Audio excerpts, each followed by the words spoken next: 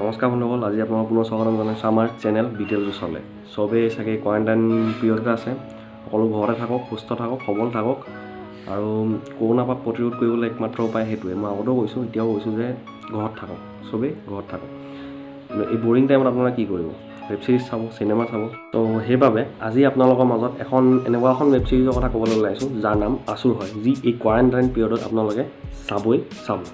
আমি সৰুতে ভগৱান আৰু শয়তানৰ বহুত কাহিনী শুনিছোঁ আমাৰ মা দেউতাৰ পৰা। যদি ভাল কাম কৰোঁ তেন্তে ভগৱানক পাম, আৰু যদি বেয়া কাম কৰোঁ তেন্তে শয়তানক পোৱা পূৰা সম্ভাৱনা থাকে।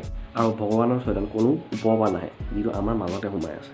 আৰু কোনজনক কেতিয়া উলিয়াব লাগে সেইটো আমাৰ হাততে আছে। চ' সেইবাবে কৈছোঁ, যদি আপোনালোকে এটা ৱৰ্ল্ড ক্লাছ থ্ৰিলাৰ চাবলৈ মন আছে, ক'তো হলিউডত যাব দৰকাৰ নাই। এইবাৰ বলিউডতে এনেকুৱা এটা ছিৰিজ লৈ আহিছে যি আপোনাৰ মাইণ্ডৰ লগত পূৰা খেলিব।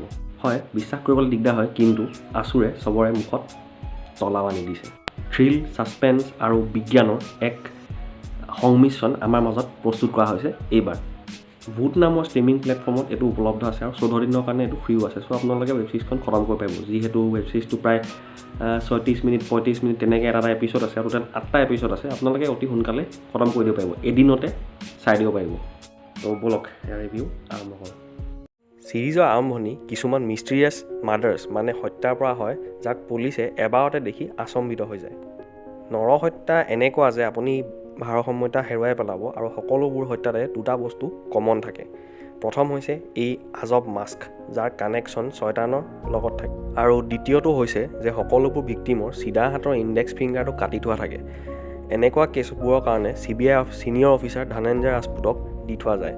বিজ্ঞানৰ এজন এক্সপাৰ্ট, আৰু সৰু সুৰা বস্তু বহুত ভাল ধৰণে চাব পাৰে তেখেতৰ লগত আৰু এজন অফিচাৰ থাকে, যি প্ৰথমতে ফৰেঞ্চিক এক্সপাৰ্ট মানে ফৰেঞ্চিক্স পঢ়াই থাকে বাহিৰত, মানে ফৰেইন কাণ্ট্ৰিত। তেওঁ এজন আগতে CBI অফিচাৰে থাকে, কিন্তু কিহৰ বাবে তেখেতে আকৌ ফৰেইনত যাবলগীয়া হ'ল সেইটো ভালকৈ ইয়াত দেখাইছে। তেওঁৰ নাম হ'ল নিখিল নায়াৰ।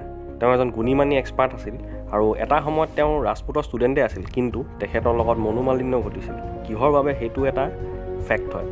কাহানীত টুইষ্ট আহে যেতিয়া এই দুজনৰ ৰিলেশ্যন সেই কিলাৰজনৰ লগত কিবা নহয় কিবা প্ৰকাৰে থাকে। এটা সময় এনেকুৱাও আহে য'ত ৰাজপুতকে আচল কিলাৰ বুলি ভবা হয়, বাট নায়াৰো এই ক্ষেত্ৰত কম নহয়। কিন্তু আছুৰ হয় কোন, যি হিন্দু মাইথলজি সহায় লৈ ইন'চেণ্ট মানুহবোৰ মাৰে আৰু পুলিচৰ আগত গিফ্ট হিচাপে প্ৰস্তুত কৰে? প্ৰশ্নৰ উত্তৰ লাগে যদি আছুৰ চাওক, গম পাই যাওক। এই ছিৰিজৰ মেইন খাচিয়ত হ'ল যে ইয়াৰ ছাছপেন্স, যি যিমান আগবাঢ়ি যায় আৰু মনত সন্দেহৰ সৃষ্টি কৰে। মই আপোনালোকক গেৰেণ্টি দিছোঁ যে এইখন এনেকুৱা এখন ৱেব ছিৰিজ হয় য'ত হলিউড লেভেলৰ প্লটিং দেখা যায়, কিন্তু চবতছে মেইন কথা ইয়াৰ কিলাৰ ওপৰত আহে, যি বিজ্ঞান বুদ্ধি সম্পন্ন থাকে আৰু হিন্দু মাইথলজিৰ এজন প্ৰভুত্ব গুৰু থাকে। আৰু মেইন কথা, তেখেতৰ সৰু কালটো প্ৰথমতেই দেখাই দিয়া হয়। বহুত দিনৰ পিছত এনেকুৱা এজন ভিলেন দেখিছোঁ যি হিৰোতকৈও বুদ্ধিসম্পন্ন থাকে, আৰু মেইন কথা যে তেখেত মৰি নাযায়, বাচি থাকে। CBIৰে এটা পিলাৰ থাকে। গতিকে দেৰি নকৰিব, আছুৰ চাওক। যিহেতু ভিলেন বাচি থাকে, চ' ছিজন 2 অহাটো আহিবই। গতিকে ৰাইজ, আজি আছুৰ ছিৰিজৰ ৰিভিউ চাই কেনেকুৱা পালে মোক ক'ব। যদি ভিডিঅ'টো ভাল লাগিলে তেন্তে লাইক, কমেণ্ট আৰু শ্বেয়াৰ কৰি থাকিব। আৰু কিবা চিনেমা বা ফিল্ম বা যিয়ে নহওক, যদি ৰিকমেণ্ডেশ্যন লাগে মোক হোৱাটছএপ মেছেজ কৰিব পাৰিব, ফেচবুকত থাকিলে ফেচবুকত মেছেজ কৰিব। ভাল ভাল চিনেমা ৰিকমেণ্ডেশ্যন দিম, আপোনালোকেও দিব মোক। যদি কিবা থাকে চিনেমা আৰু বুজাবলৈ থাকে বা বুজিবলৈ থাকে, মোক লগত কণ্টেক্ট কৰিব। গতিকে আজিলৈ ধন্যবাদ।